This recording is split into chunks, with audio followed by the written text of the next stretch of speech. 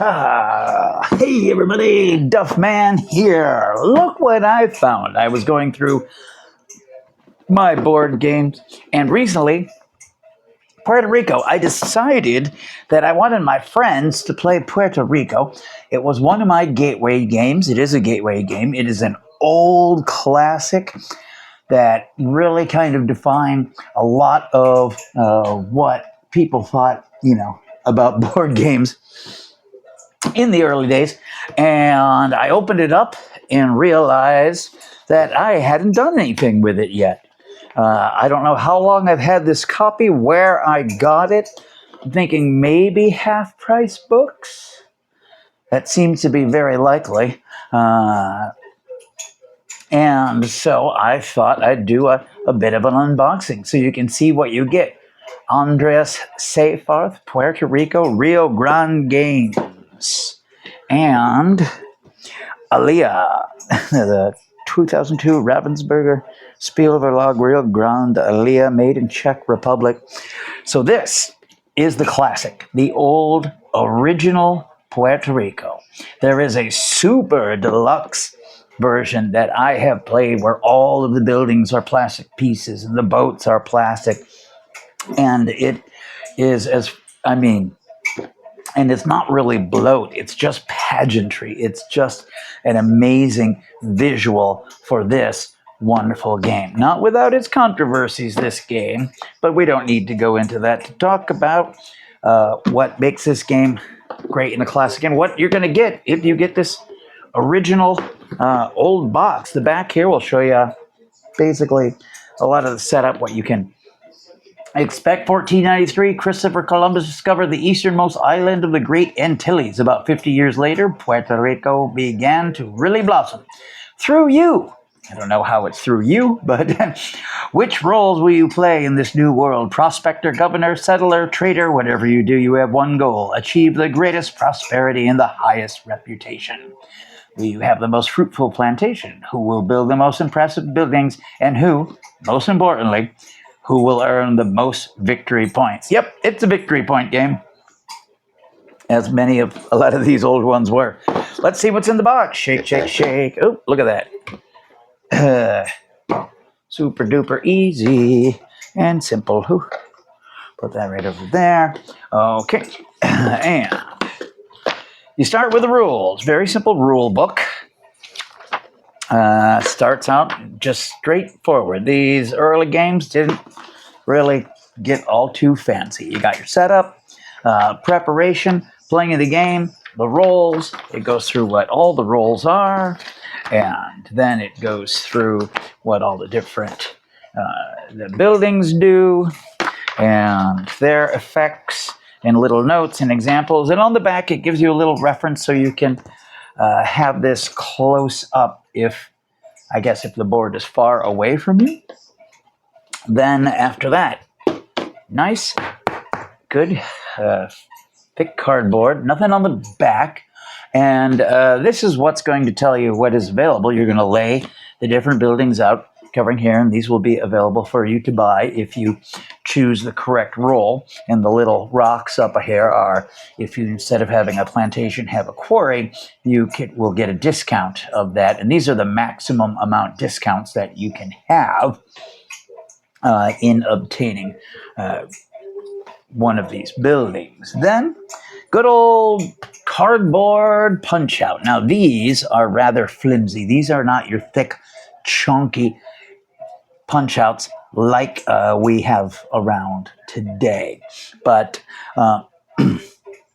you've got, here's 4 of your craftsman, mayor, builder, and settler.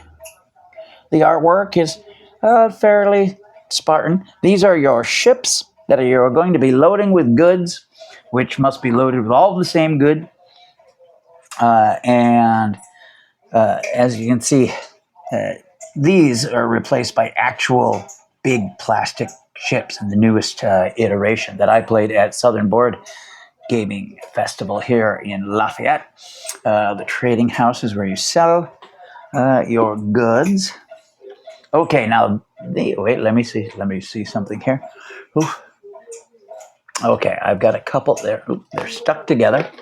But you've got some of your buildings like the office, the small market, the hacienda, the large warehouse. And these all give you little things. Basically, you can only do certain things in the game, but these let you bend some of the rules.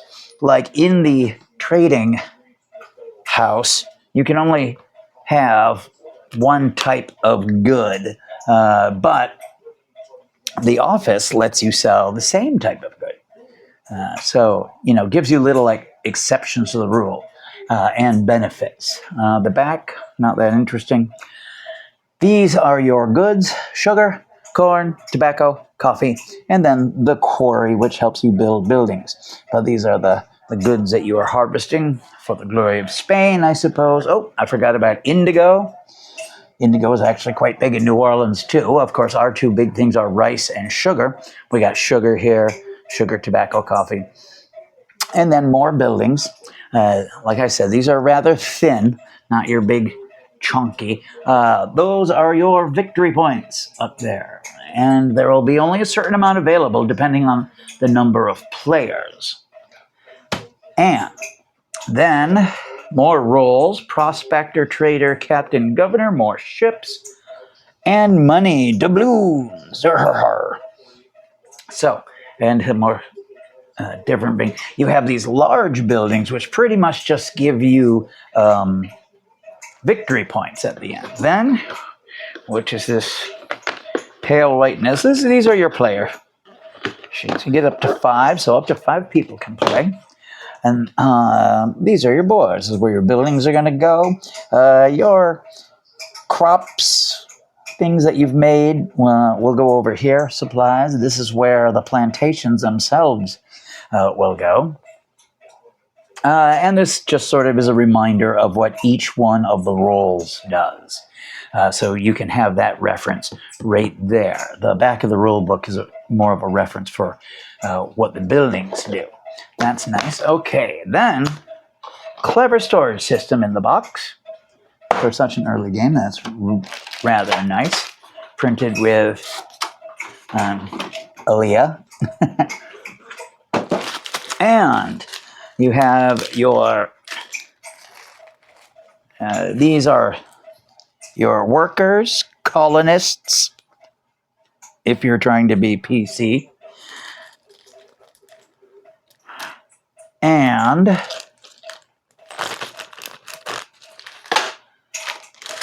these are the things that you're going to produce.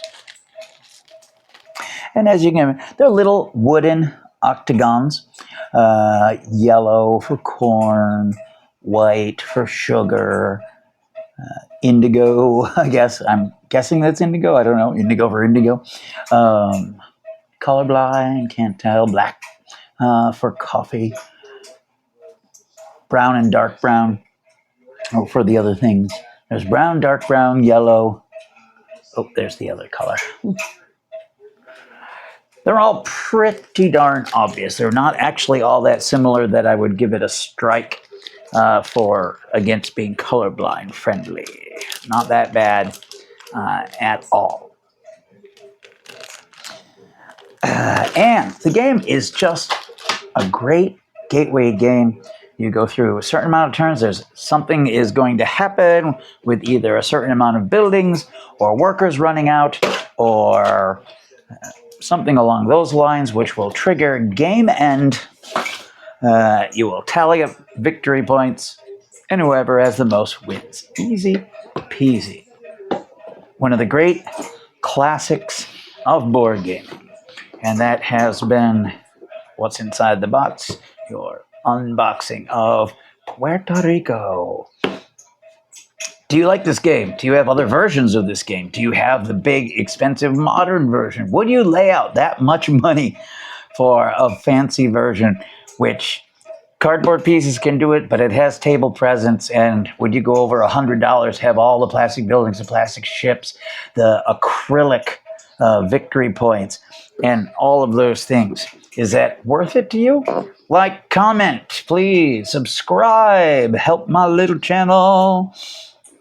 And take care of yourself. Take care of the planet. Keep your brain sharp. Play more games like Puerto Rico. Okay, Duffman out of here.